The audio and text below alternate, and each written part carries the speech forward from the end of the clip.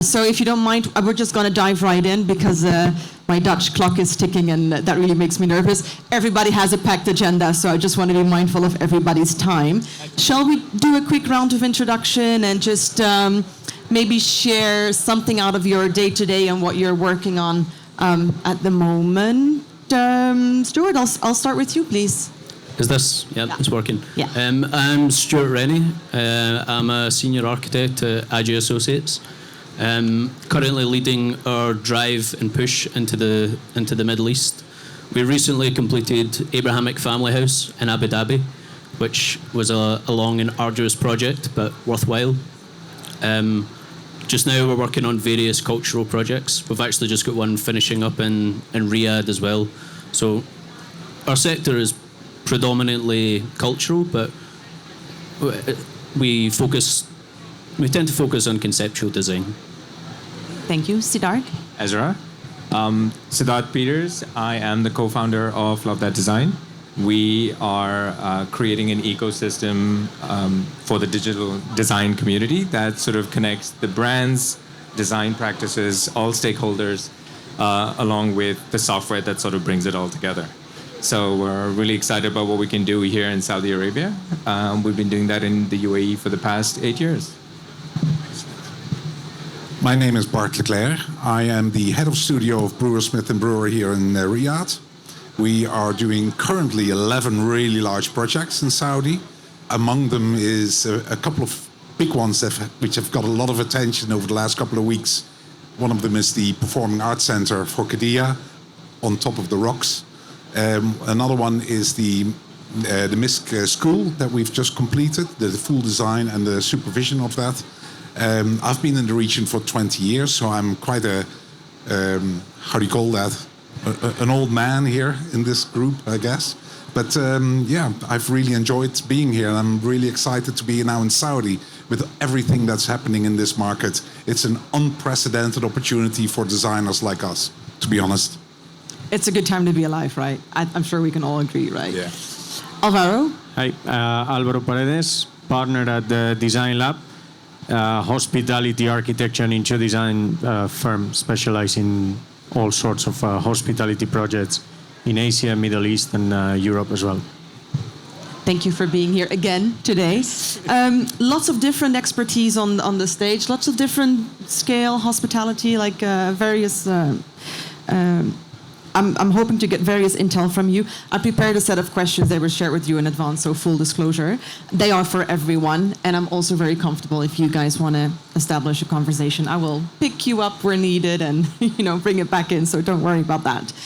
On the previous panel, we were all here, so we've heard Ralph going on about local manufacturing and how it was so challenging and with our limited resources in the region. Let's start with this one and see where it takes us. What are the benefits of local manufacturing for you in what you do? I think for us, local manufacturing is very much attached to the possibilities of getting that sense of, again, for the hospitality, that sense of place, which is something that you need in all the projects. Sometimes sense of place is not just you buying locally or anything like that. Sometimes really integrating the local artists, the local manufacturers, the local crafters, which are the artists as well, and applying that to the interior design, most likely, sometimes architecture, in this case more interior design of some of the projects that we're working on. You also you do a lot of work in Asia. We know each other well. What's the biggest difference that you see when you're actually sourcing in this part of the world or back home for you? I think more than sourcing, I think this part of the world has become really structured on everything. Even approaching a project, there's all these arrival lists and whatnot. There is really a long process of pre-qualification, manufacturing. Over there, we still not that professional is not the word, but so structured, so rigid. So, sometimes a little bit more flexible. As well, it's more difficult to find what you want, but at the same time, sometimes it's more flexible to be able to apply these things into the projects because it doesn't need to be on a pre-approved list and pre-qualified list and so on and so on. So, yeah, opportunity, challenge, but also opportunities on that sense. Thanks. Bart, how is that for you? Ralph was saying it earlier in the conversation. He said that unfortunately in this region there's very, very little things that are being produced locally or being, there's very little raw materials coming from here. So you almost have to import everything. Now, we've had a couple of very big events over the last 4 years or so, which really have disrupted and have showed how vulnerable it is to get goods into this country. One of them was obviously COVID, which actually was a major disruption to everything, to the complete supply chain. Then soon after that, we had the big oil tanker, which was sort of diagonally across the Suez Canal, and which caused a major disruption then as well. And that has caused every ship to go all the way around Africa to get to here. And the third event, I guess, is the trouble that we have at the moment in the Red Sea with the Houthis sort of attacking some of the ships that are going through the Red Sea at the moment. So it is really important that we start building a lot of sort of supply and maybe, how do you call that? Just buy enough stuff with the enormous boom that we have got going on. And every week of the month, we've got larger projects being announced. We've got $850 billion worth of projects being announced. And in order to get those ones built, the amount of resources that we need is just unprecedented. And it is very, very clear that the businesses, the fabricators here in this country really still have to smell the coffee and start, sort of gearing up and start building capacity. And at the moment, I don't see that happening to the extent that is required.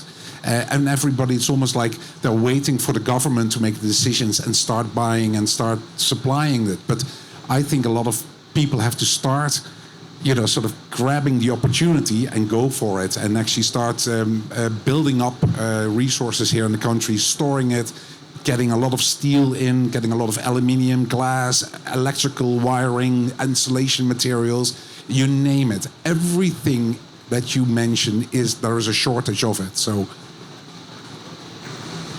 if I may, I also think in sort of contrast to that, though slightly, cities have existed in the Middle East for thousands of years, and 1,000 years ago they never imported all the materials to build. I think that is, I think there needs to be a sort of a push from designers as well to try and specify more local materials and try and recreate a local identity rather than importing, let's say, an international design style with international materials. I think as the push becomes more towards creating, again, a regional identity or innovating on that, the local market will expand and it will open. If we start specifying stone from a specific region, it may be a small supplier just now, but if more people specify that, then that will eventually grow. So that will obviously mitigate the problems that were just mentioned. I mean, I'm with you on the point that, what designers can do has a lot of impact.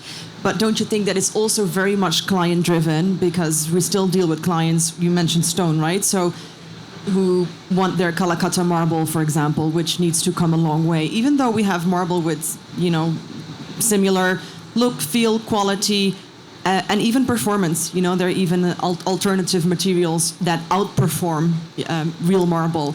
But the client is not open to this idea. So then as a designer, you have a real difficult job in changing that vision, right? Convincing them otherwise. Certainly with some clients. I find that myself with some clients. I think that ties into the whole sort of discussion with the international style, like international architectural style. I think maybe, say, 30, 40 years ago, a high-rise glass building was a status symbol. It was a symbol of prosperity. But now, as the world has become smaller and globalization and people are able to travel more, you realize that there are these high-rise areas in now nearly every city. So I think the local population or the people who reside in each city are looking for more. Again, they're looking for a sense of identity or something different. What trend was mentioned earlier. I don't know if necessarily it's a trend, but I think people are beginning to want something more rather than a cookie-cutter project from Miami to Dubai.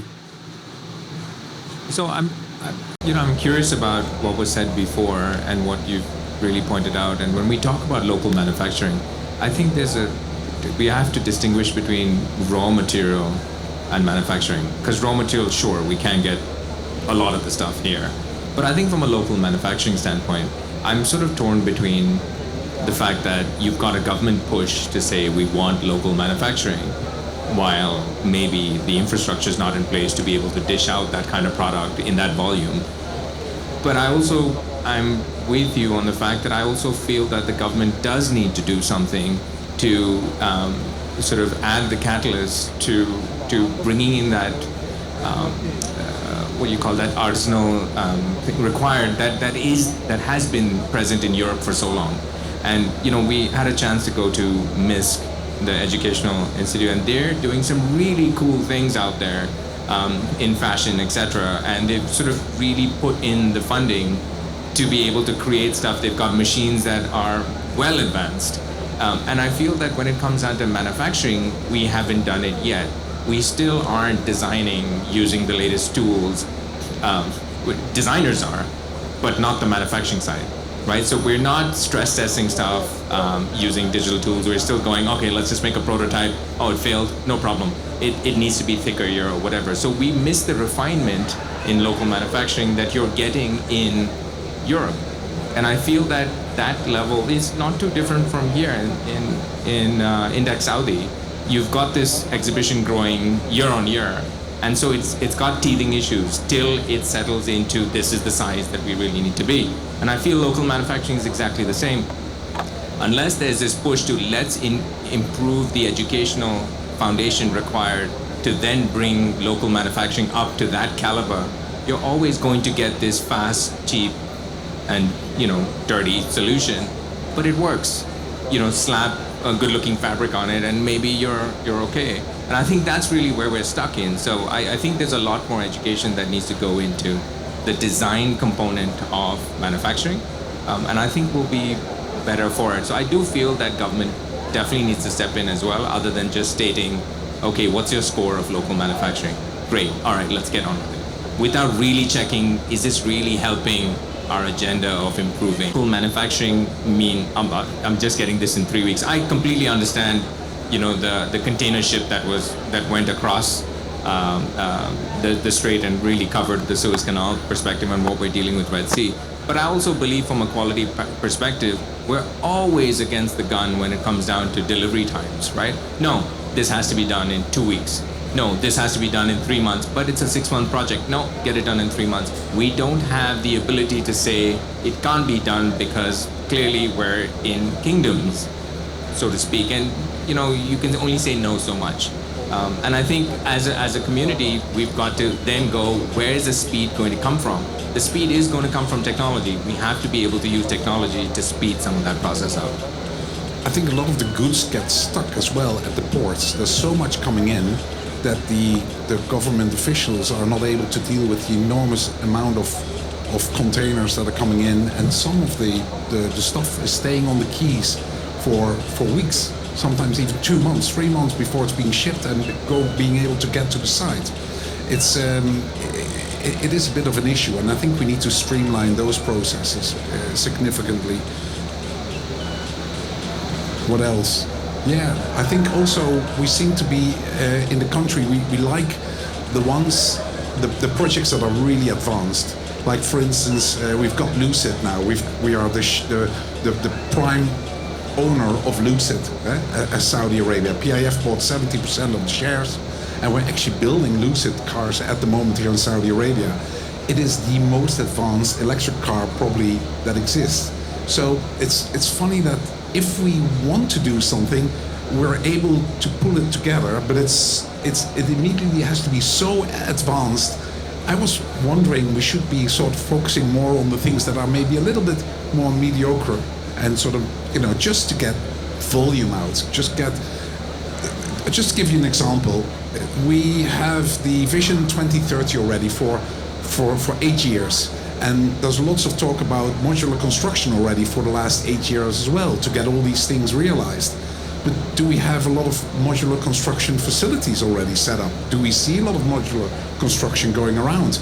Not at all. And I'm just wondering, how is it possible? Why is nobody sort of picking this up? Like for instance, I look at Al Ula. I go there and I check for a room. And the availability of rooms now, if there's 150 rooms in Al Ula, it's a lot. Maybe it's 200. I don't know. But there's so many things happening in Al Ula, and we're going to have the winter season coming up now with all these amazing festivities, all these beautiful restaurants. And I'm thinking, where are you going to put all the people?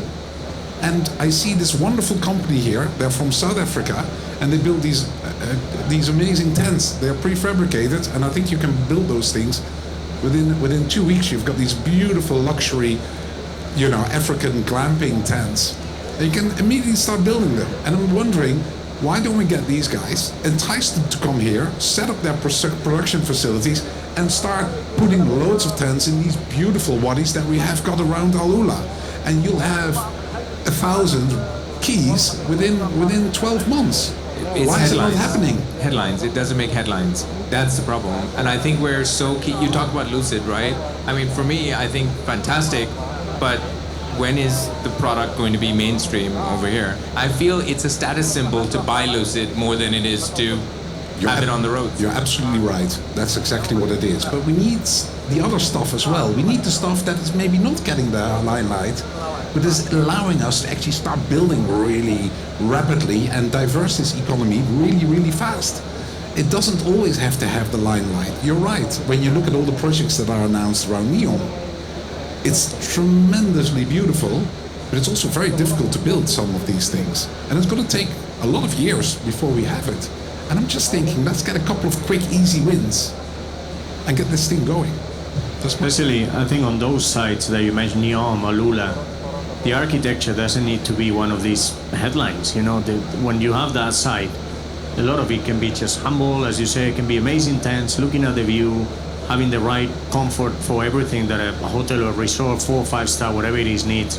So I think we don't need always to go to these headlines. As you said, there's a demand, there's a capacity to serve that demand. The local tourism, even international, will fill it up. So yeah, the quicker you get it on a good product with those amazing sites, that's it.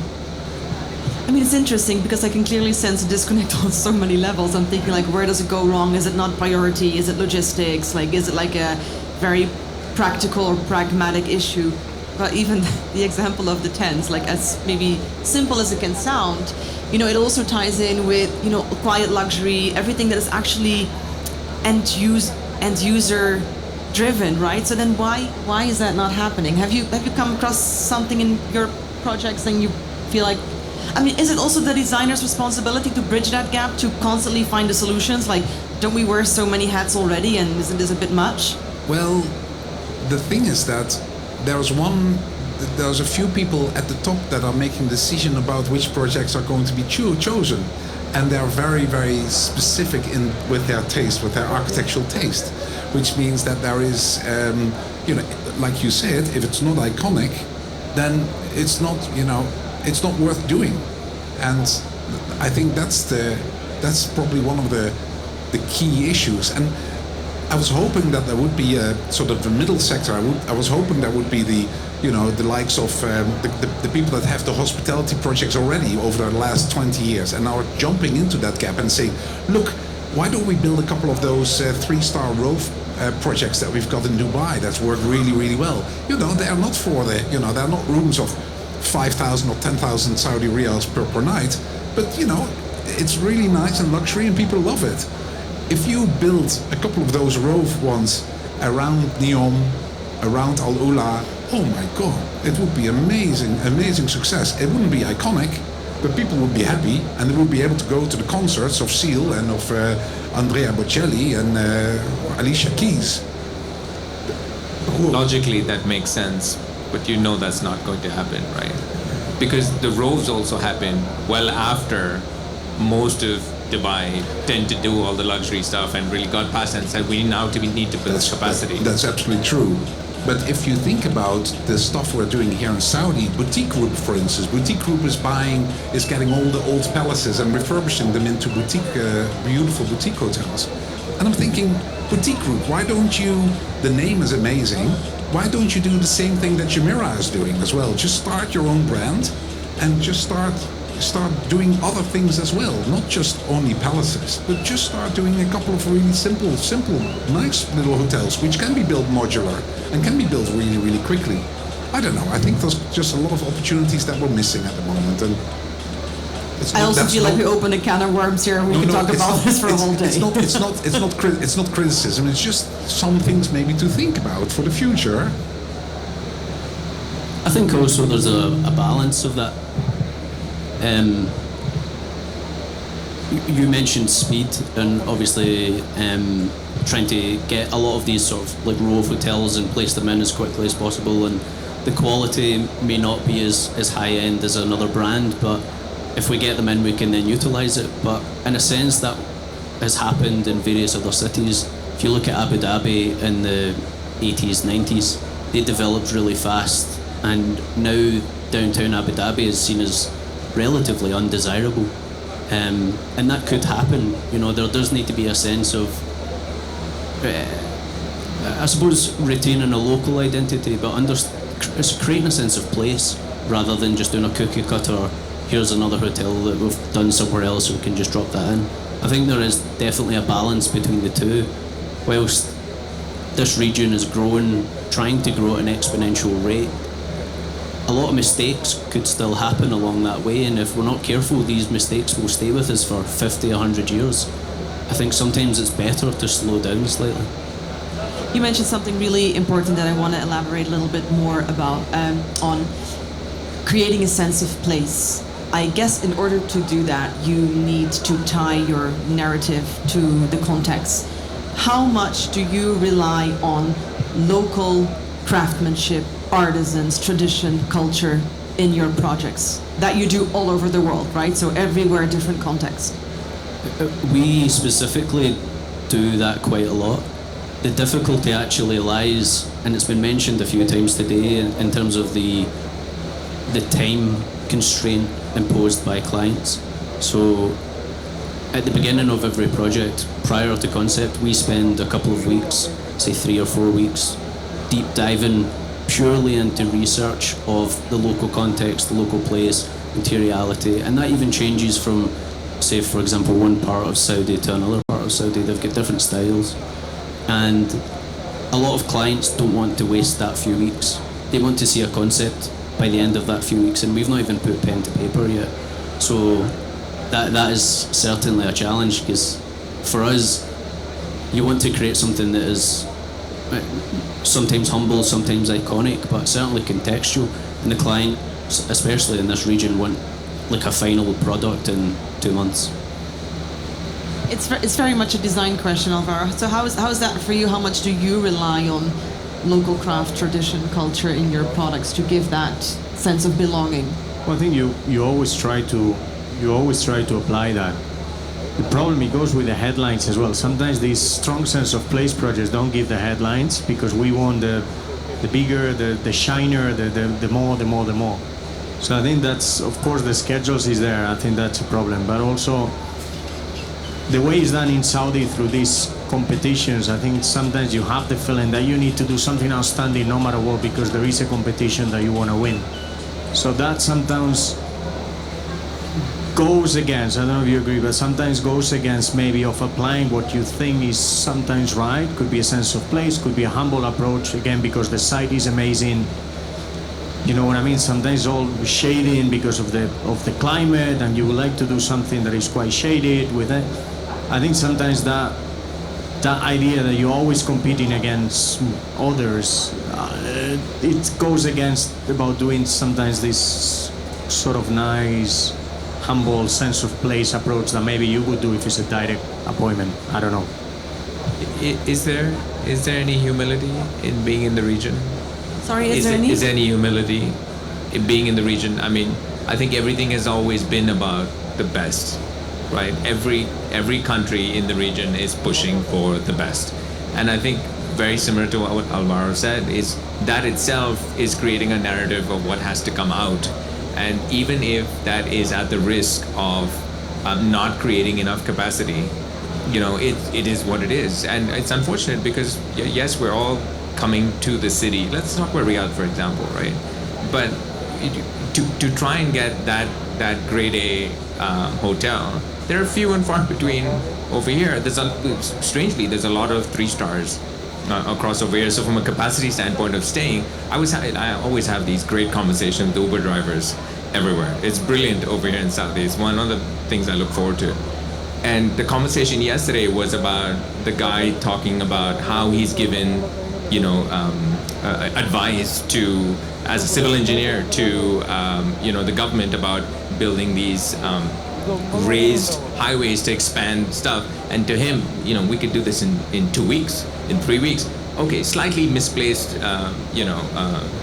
enthusiasm. But I think from a perspective, they also are feeling the struggle of one, the how do I put it? The ambition that's coming from what Riyadh has to be, right? Okay, we're going to get the World Cup, we're going to get Asian Games, we're going to get possibly the Olympics. And so they've created these huge placeholders and now said, well, the city has to figure out a way to catch up. And we can't change infrastructure fast enough. And so this is creating this tug of war between what the locals have to do to really keep up to pace, but at the same time, we're announcing one big project after the next. It's hard. What's exciting is the fact you're seeing this unravel right in front of you, and it's an exciting journey. Whichever way it pans out, it's exciting. Like you said, it's a great time to be alive in this region. But it's also extremely challenging if you're part of the delivery process, because some of the other components are not frictionless. I'll ask one more question before we open this up to the audience. What would, if it was in your hands, what was the first thing that you'd like to see change with local manufacturing in mind? So whether the approach, the adaptability, maybe you have some ideas on how we could do it better. Who's responsible? Who's taking the lead? Maybe opening the borders a little bit more would help with getting goods and talent into the door much quicker and much faster. I think maybe there's a bit of a barrier at the moment, like I spoke about the, goods that are standing on the quays for weeks and months sometimes. When they come out, it's all perished, it's all gone, it's destroyed, and it has to be reordered. So I think maybe getting rid of, just streamlining the processes of clearances. Like when you're checking in for your Saudi flight, you go online two days before, you fill in your passport details, and you arrive at the airport, and it goes really, really quick then when you arrive at Riyadh airport, right? You're through within 10 minutes. I think that's absolutely fantastic. Why can't we do something like that around goods? And around, wouldn't it be great if you just clear everything, get all the documentation done, and then by the time you arrive, it's all here, look, open the container, look, and it all matches. I think that would just be so good. I mean, don't get me wrong, there's so many things that are so well organized in this country when it comes to platforms and IT and how the way it's connected and the way your Ikama works. And the way your exit and entry visa is linked to your Ikama, and then you've got all the information is there. They are miles ahead compared with other countries. And I think we should start maybe doing something similar when it comes to the movement of goods. That would be my advice. Is there any other, you're Dutch, I know that, any other country where you think we could look at and learn from? Coming from such a very organized country also.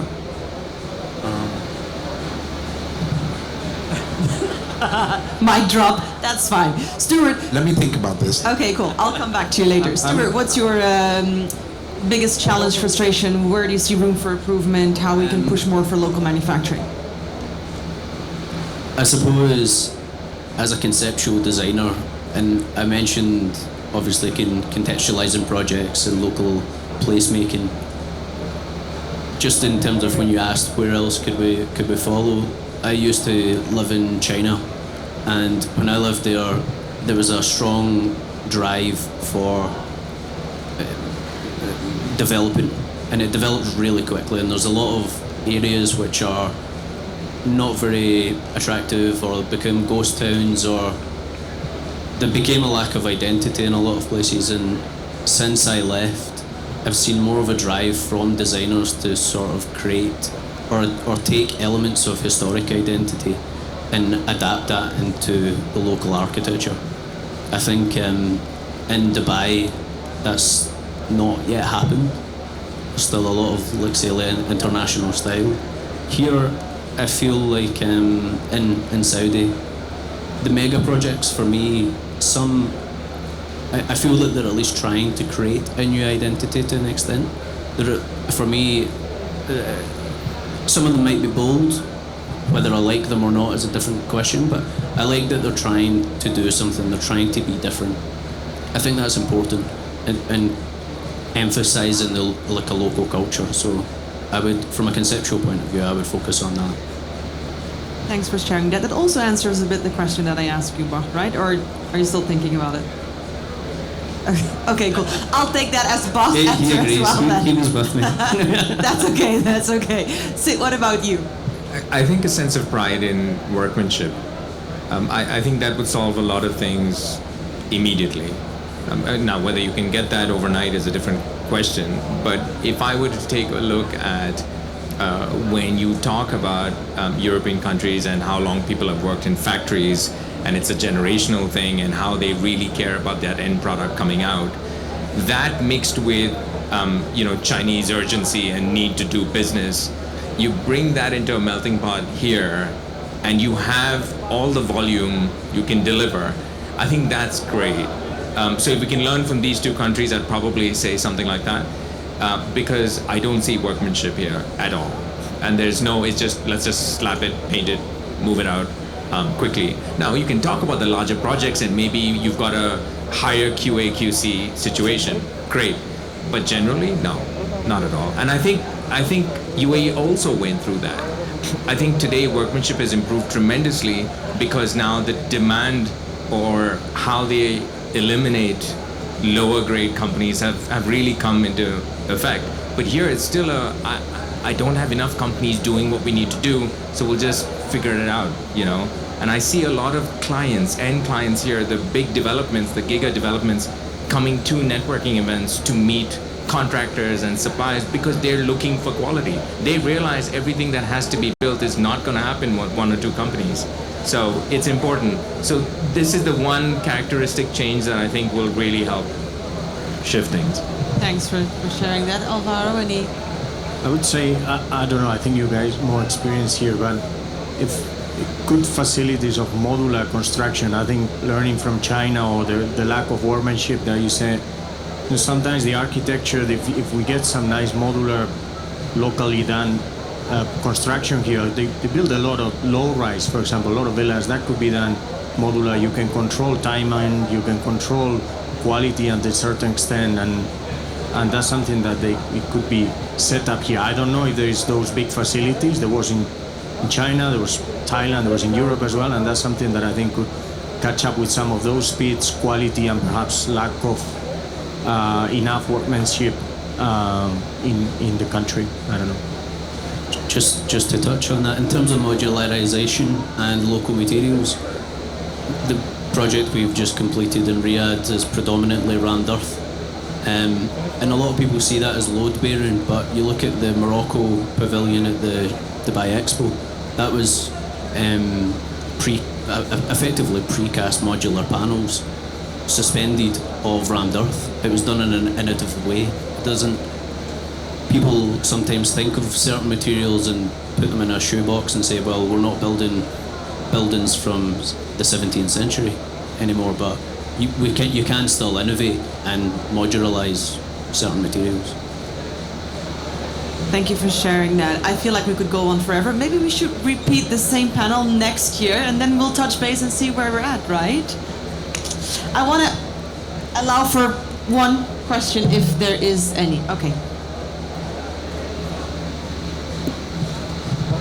Thank you. Very interesting comments and opinions. What do you think about increasing the local content as part of tender documentation? So who is driving it, and how architects and designers can influence that? Good question. Who's going to take it? Yeah, the local content is actually appearing in the RFPs a lot, and it's actually quite difficult to achieve. And I think that as a result, many of the people are not able to be compliant, and as a result, there are some projects that it's really difficult to procure as a result. So I understand what they're trying to do, and I think it's really, really good. But it's challenging. It is very, very challenging. The same thing as the Saudization that they're introducing as well. If you're an architectural practice and all your expertise depends on having really good architects and really good draftsmen, try to find local Saudis who are graduated as engineers or as architects or as interior designers. There's not many of them. And you would interview them and you would give them a job, and then after 2 months, they go because they get something better, more money, and because they know they're such a hot commodity, they start jumping from one to the next, and they start sort of getting more and more and more until they reach somewhere within a PIF organization and being a manager and it's really difficult. It's almost like gold dust. So when you get them, how do you hold on to them? How do you keep them? So some challenges there. Way to go. All right, let's agree that we do the same panel next year and we touch base. Deal? Deal. Let's put our hands together for this fantastic panel. Thank you so much, Bach. Thank you, Stuart. Thank you, Siddharth. And thank you, Alvaro. Thank you so much.